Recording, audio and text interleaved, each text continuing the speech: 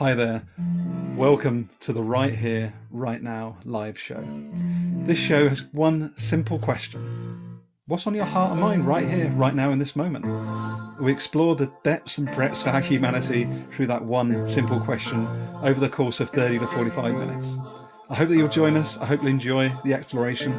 And this tune was created for me personally by the incredible Peter Griffiths, one half of the amazing Mind Takeaway. Do let us know what you think. Let us know what you take away. And of course, we always welcome challenges too. Hope to see you on the exploration.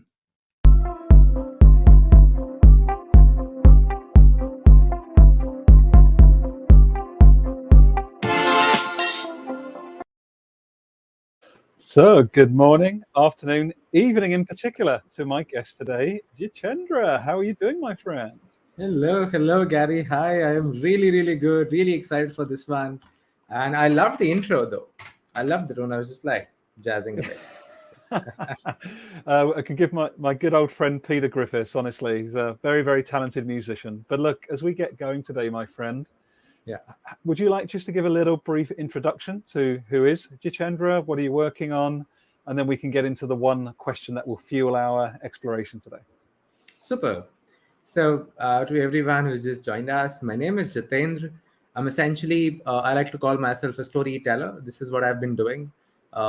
Then be it several roles, whatever I've been, done on the course of my life. I think I'm in this place right now where I'm exploring a lot. I'm talking to, I guess, how many different kind of people every single day, just trying to understand how the world works. In terms of my work, I'm particularly interested in the creator economy. I love being around creative folks. I love helping them tell their stories. So essentially, I'm looking to tell great stories in the world. I think this is I think it's my purpose to do that, and let's see wherever it takes me. So yeah, this is what's happening. That is such a beautiful exploration. I love it, and I just love this. I'm just exploring. Yeah, It's just brilliant. I'm exploring. So I don't want to take you down a particular route yet. What I do want to do is just say thanks to Elise joining us from South Africa. She's hello, saying good Ellie. day, and also Thank you. Matthew. Good to see Matthew as well. Matthew Hello. saying excited for this. So lovely for you both to join us. So, as you know, it's one really simple question. Yeah. Seemingly simple question, Jeetendra, which is what is on your heart and mind right here, right now in this moment?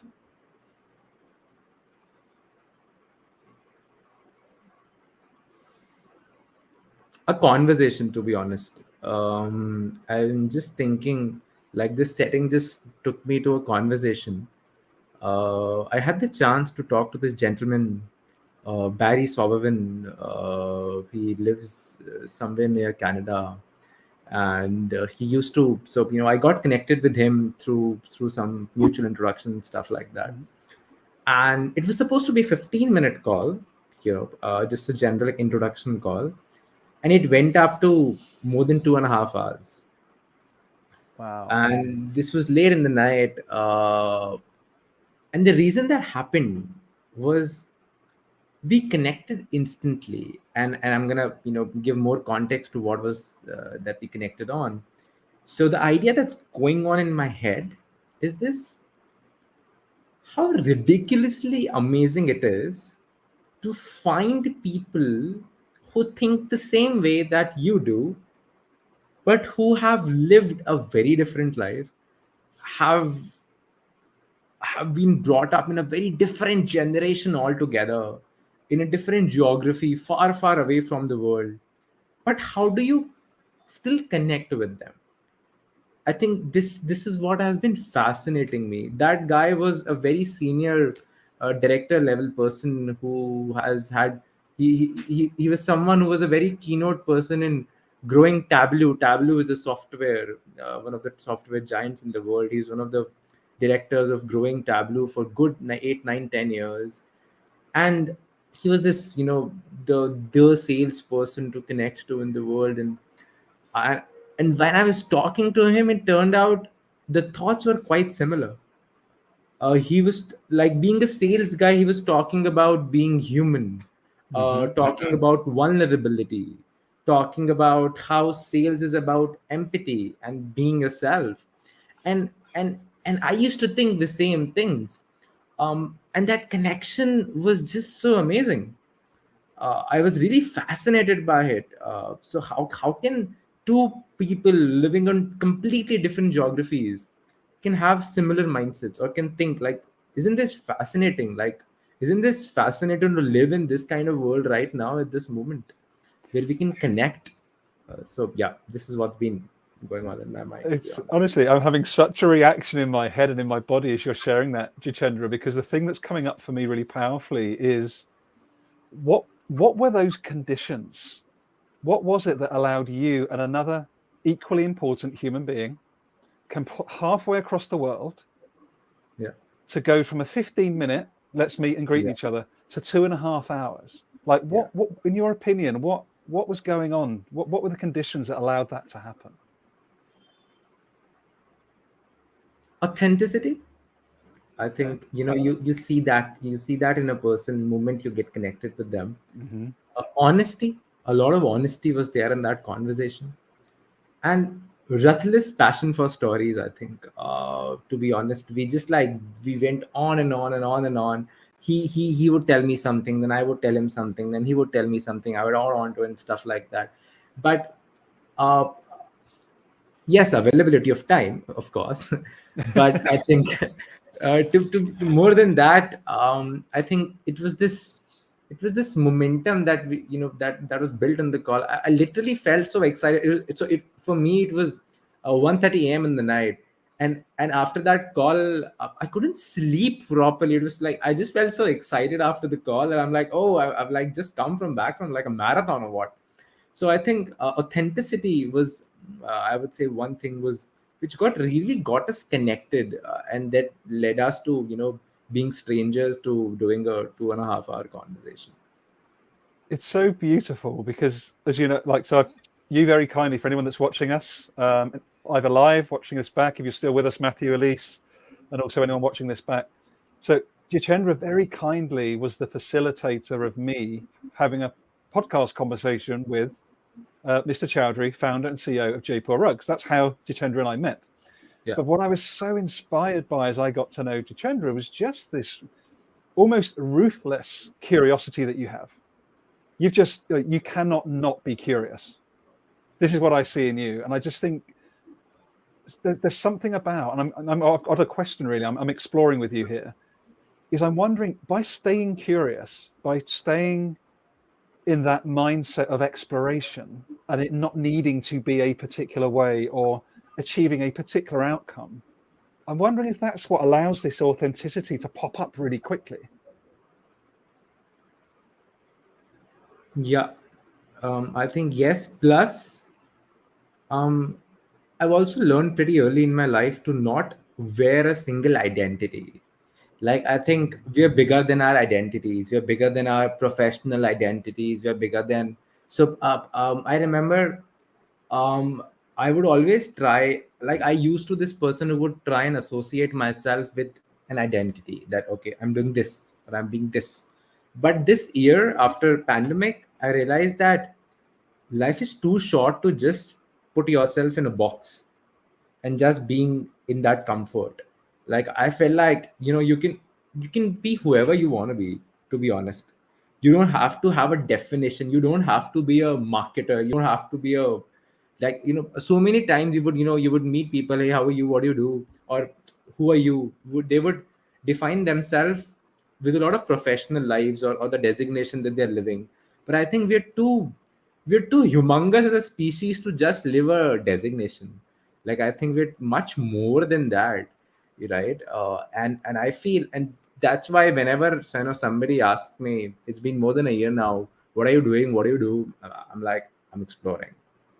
And I think I'll keep doing that for the rest of my lives now, across positions, designations, companies, organizations, whatever I do, professionally, personally, travels, conversations. I think I'm just exploring. I just want to talk. That's about it. And what a beautiful life, right? I just want to meet human beings. I just want to understand. I want to learn. I want to grow. And I think this is what you and I share, Jeetendra, to be honest, is just this. So I call it, and what I'm learning through people in my network, including some great conversations you and I have had, is this holding space for what I call emergence, right? Just allowing, which is what I think you did with that amazing conversation. You Yeah. both created the space. Yeah. Not one of you wasn't saying, "Hey, by the way, what's that horrible phrase? At the top of the hour, I've got a hard stop." Like one of the worst phrases for me ever is like, "Okay, I want to meet you, Jeetendra, but I've got a hard stop in 20 minutes." Like Yeah. I think that just kills any of that ability Yeah. to go wandering that you spoke to beautifully. Yeah. And also it allows you to be, like, I understand that all of us are busy and all of us are doing so many things in lives, but sometimes it's okay to extend the call a bit. Sometimes it's okay to just like talk more, and like talk and not just like an agenda talk. So I think we require that more, specifically in lives when work is distributed, work is remote. You need that human connection back. We can't be creatures running on calendar, right? There has to be something more than that to us. So cool, because I don't want to put words in your mouth, but what I'm sensing from this conversation so far is like our innate humanity, our ability to listen, to explore, to be curious is a big plus for this distributed world that we're starting to step into. Oh yes. Oh, totally yes. I think never ever in my life. So I'm close to 25 this year. I'll be 25 this year.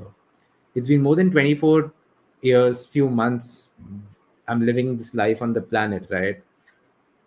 Before this year, I never thought that I could connect with so many people around the world with same ideas that I have, with same aspirations that I think, or just like, even if you remove ideas and aspirations, they're very passionate about the same things that I am. I would just restrict myself to maybe the city that I'm living in or maybe the country that I'm living in. But with the idea of distributed, I'm essentially living everywhere. So, and I think that's a wonderful opportunity. This is so much like, companies, organizations, groups, communities can come together from around the world and create something which can essentially define generations. Like, this is an opportunity of the lifetime to connect and unlearn a lot of stuff at the same time. This is the time of unlearning a lot of stuff and sort of changing yourself a bit to adapt to this world. And this is fascinating. Like, I know this is very simple stuff. This is very basic, that yeah, yes, you can connect with people around the world, but when you really do, you realize, what does that mean? That okay, yes, there's social media, there was social media before, you can essentially connect with the world, but have you ever connected?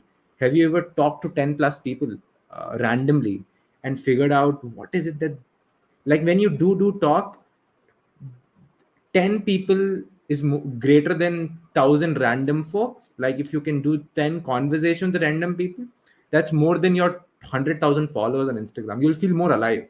Like, this is what I feel. That's stunning. I've just got to share. So beautiful. So Elise, just sharing how amazing to listen to you, Jeetendra. Thank you, Elise. You have got a wisdom. Not that it matters, but I do want to acknowledge, like, you're going to be 25 soon.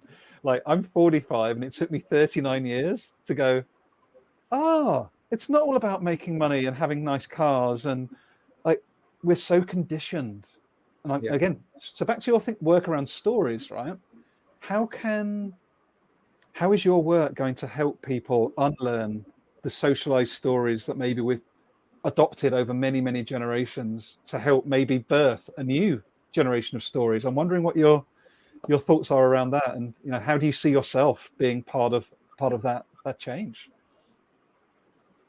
Thank you for asking this question. I think I would love to answer this, because I've been thinking about the same for a while.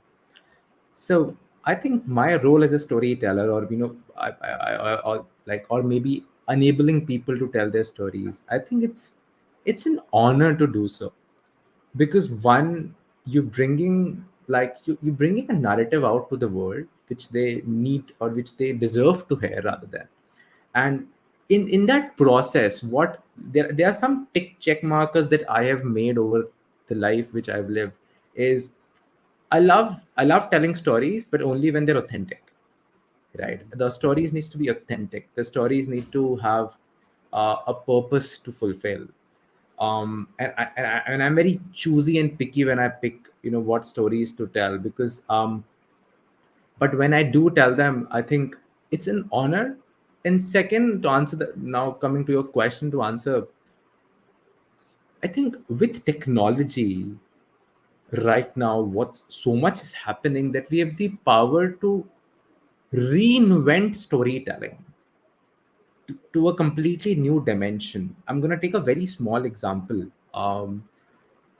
And I'll connect it with the old generation storytelling and how the world is moving into digital storytelling today. A very weird analogy, but it might make sense. So, in our culture, I come from the culture of stories and mythologies and so much and whatnot. Uh, in the state that I live in, it's called Rajasthan, Jaipur, in India. It's very famous for the forts and the stories that we have around here. You would see the religious rituals that we perform during our marriages, or maybe when someone passes away, or maybe someone takes a birth, have been anecdotes who have been told across generations. Mm-hmm. So the wisdom has been passing on from generation on to generation, but at the same time, it's been tweaked every generation and adding on to that. You know, like it keeps on tweak. So it's not the same thing that we used to do 100 years, 200 years back. Yes, it does take an inspiration from that, and we keep on evolving the ritual, like rituals being modernized, right? We are adjusting or adapting, rather, the word could be adapting to the world, but at the same time keeping our roots.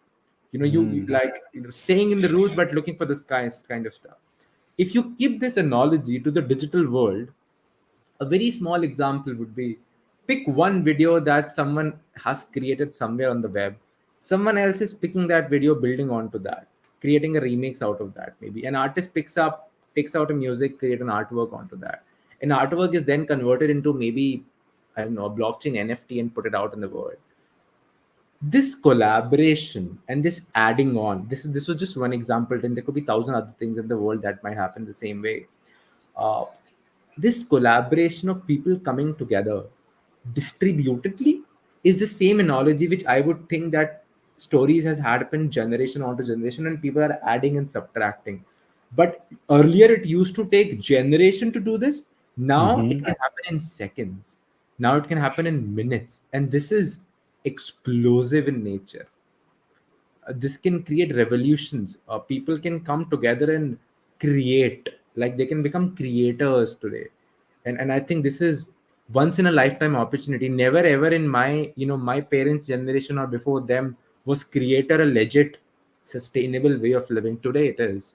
You can be a creator, you can build your community, you can build your audience, and you can create that. You can tell a story, and you can together tell it with a community, through a community, for a community, for that matter.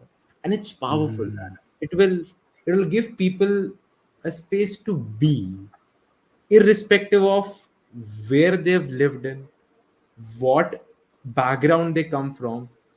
Internet is giving a place for people to belong, I think, and this is powerful.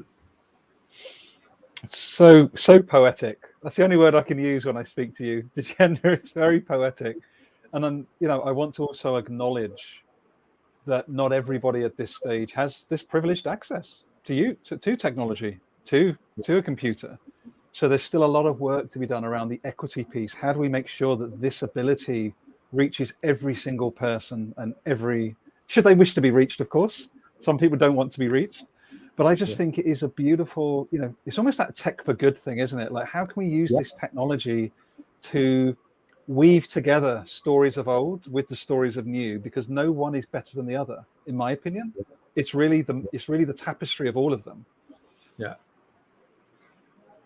In fact, yes. I think technology is an enabler to things. I think I firmly believe that technology has always enabled things. Of course it has its own cons, but like every other thing in the world, right? I think you listen to a lot of music you'd get a headache, right? It can be a potential con to it. So I think everything is a con to it, but if you can use it in the right manner, and we have used it really well, I think we're doing great in terms of what needs to happen for humanity. So that's like this is an exciting times to live in. And again, if I come back to the root cause, uh, my head keeps pondering on this idea of uh, now, like, because of, yes, the internet, like if I have to add on to more, internet is an enabler, but at the same time it has brought itself more challenges also.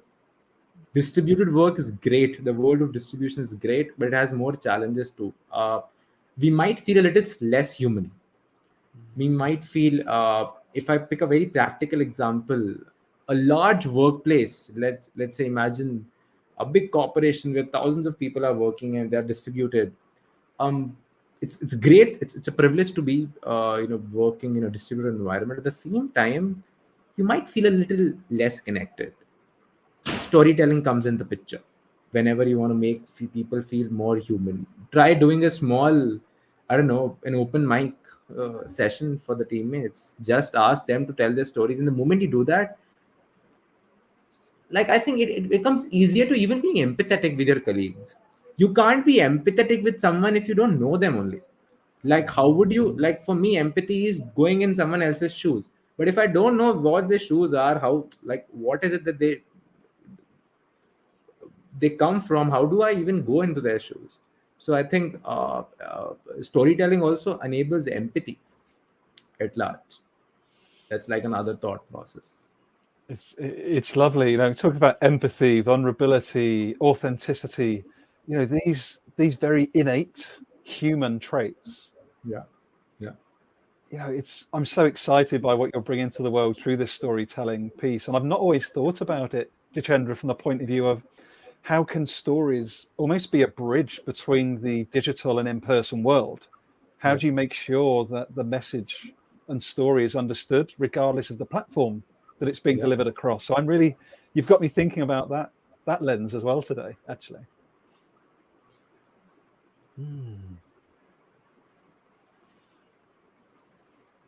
So many places we can go, my friend. So many places we can go.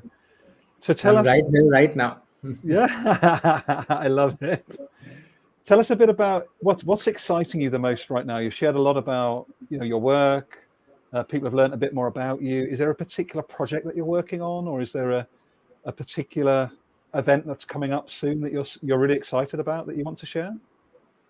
So right now, I'm particularly excited in specific about this new word that people might have had heard or not, is something called as creator economy. Essentially, people becoming creators, people, the era of YouTube, the era of Instagrammers, the era of uh, I would not call them influencers, to be honest. I don't like that term. Nobody's influencing the world. I do not want to get influenced. I think uh, let's look at them from the point of creators. Let's look at them from the point of being their true self, and at the same time sustaining out of it, earning a living out of it. So many years it has been so difficult for artists, musicians, sketchers, bakers to just be themselves. I'm not saying that they can't do it as a hobby. Please go ahead and do it. World doesn't need a lot of passion, but so many did want to convert them that into a passion or some way. Like, how great it would be for a baker to just like keep baking and not think about the rest of the things. Can we create something for them? Can we help creators grow and this could be various other things possible. There's such a long chain of value creation and businesses that can happen on this chain, but I think I am really excited about this space in general. I'm loving what the world is offering. I'm loving so much of my education today, honestly, is happening through creators. The people I'm following on the internet. I'm learning from them every single day about the world that I might not have had learned otherwise. School didn't teach me that. Mm-hmm. How do I keep learning? I think creators are the way. The other day, I wanted to file my taxes. I got confused somewhere. I didn't text my CA. I actually called this creator who makes videos on taxes and equity and all of that, and that guy cleared those doubts for me. And I think this is where the world will move. You would see like how companies have evolved in the world, creators will evolve. They might have their IPOs, I don't know, in near future, where they'll have their own community, they'll have their own audience. Like today, if you I think Gary, what you were doing today, you're a creator who talks about vulnerability. You're a creator who talks about safe spaces, and you do that through your program, courses, podcasts, recordings. Essentially, you're a creator. And can we help you? Can I create something to help you? Can I uh, bring in what is the problem that you're facing, and how can I help you? I think this is what's fascinating me the most right now. That will probably come up at some point. I will be giving you a call at some point, Okay. because really this is such a good example you're giving. Because if I go back to even the version Gary from 2 years ago, Jitendra, I had the narrative, the internal story of you're not creative, right? Because I never have been. I've never seen myself as creative. Wasn't particularly good at school, traditional school, STEM school. So I've gone through life into sales, but I've never seen myself as creative. Yet I'm in a sales role, continuously negotiating, discussions, creating ideas, how to deal with other human beings. We're always being creative all of the time, but I don't think we believe that. Actually, I certainly didn't believe that. Yeah. It certainly wasn't. I certainly didn't value it, Jitendra, a couple of years ago, the same way I now do, to be honest. You said something very incredible, which I want to pick on, is uh, the power of belief. I think stories can play a huge role in that.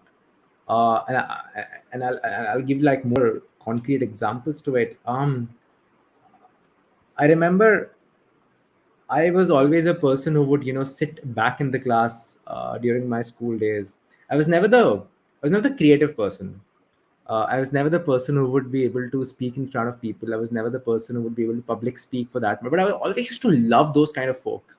I remember I would sit exactly same every single day on every Friday eve, 9 p.m. We have this Indian show that comes around, dance, entertainment, all of that stuff. I would never miss it. I've watched that show for, I don't know, like 6 years straight. But I never thought I could be that person. Um, when I went to uni, I thought, here's a chance for me. This world doesn't know me. Can I redefine my narrative? Can I, at this point in time, can I redefine my story? Can I call myself, I'm the creative guy? And I did that. 1 month, I just like, whenever people used to meet, I'm like, oh, I'm a creative person. I love creative things and stuff like that. I've never done shit creativity in my life back until then. But whenever I used to introduce myself, I started telling, you know what, I'm someone who likes creative and stuff and all of that stuff. You won't believe, 1 month down the line, things start happening. I actually started becoming the creative person. So I think, and that was the power of that innate belief that I created for myself. So, I have this saying in Hindi. I'll convert that English, into English for you. So I say that, um, khubsurat jhoot. So it means in English that tell yourself beautiful lies. Lies which doesn't harm anyone. Like they shouldn't harm anyone. They shouldn't hurt anyone in the world. But tell yourself beautiful lies. Tell them so much again and again and again and again that you will see them becoming your reality, and you will enjoy it. Like you will love it. You would feel like you're playing some characters in a movie. I still do that. And I think this is very powerful. This is like just a thought process. People might agree or not, but I think I love it.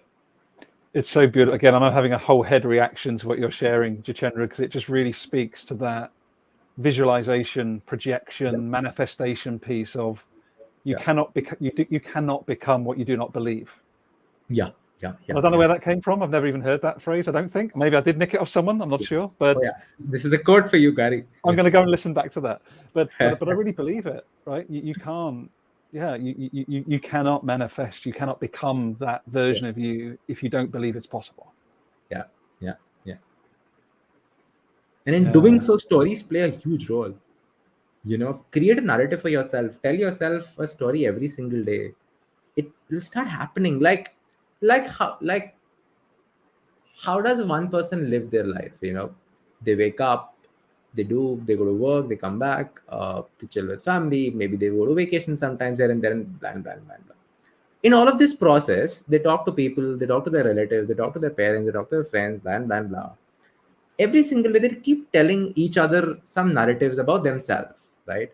If they change that, if they just tweak that a bit, they'll start seeing that change happening. And that's the power of storytelling. If you can just tweak your stories, you'll end up creating new stories for yourself, and that's so exciting. I can't think of a better way to wrap up this beautiful exploration. I want to, if I did have the time, I wish I'd put in 2.5 hours now. we've got a lot more to explore, Jeetendra. We've got a lot. More than happy to do this. Yeah, we've got a lot more to discuss. But I want to just say, thanks, Rich. Rich has popped in as well. Oh, thank you for capturing that, Rich. Yeah, you cannot become what you don't believe. yes. That's universal download right there. Please check out Jeetendra's work. You can find him on LinkedIn. You can find his address below. Are there any other websites or any other ways to contact you that people should know about before we go into our days, evenings, and afternoons? My LinkedIn is everything that a person can go into. I keep updating my projects here and there. There are some projects that I'm working, which aren't updating yet. I'll be updating them soon. Otherwise, I'm launching a podcast soon. Hey. So it's called Being the Baba. So Baba in Hindi means a guru. So it's just a fun podcast, but at the same time documents a lot of live conversations from leaders, artists, sportsmen, just folks around the world. Like essentially what I told you initially in the call, that all those conversations, and I'm loving it. I just thought I'll compile them into a podcast. Uh, and if I am enjoying it, maybe the world will enjoy it too. So yeah, that's going to be out soon. That's amazing. Well, I'm going to look out for that. Like, honestly, you're a gift, my friend. Like, it's not about age, but I just appreciate your wisdom, which is 1,000 years ahead of where I was age 24. So thank you for bringing your wholeness. Thank you very much to Rich, to Matthew, to Elise, and anybody else that watched this today or watched it back. Again, check out Jeetendra's messages below, his LinkedIn profile. Find out more about me at hexochange.now.com, one word. And have a great afternoon, evening, or morning. And much love, everyone. Stay safe, and we'll see you soon. Thanks again.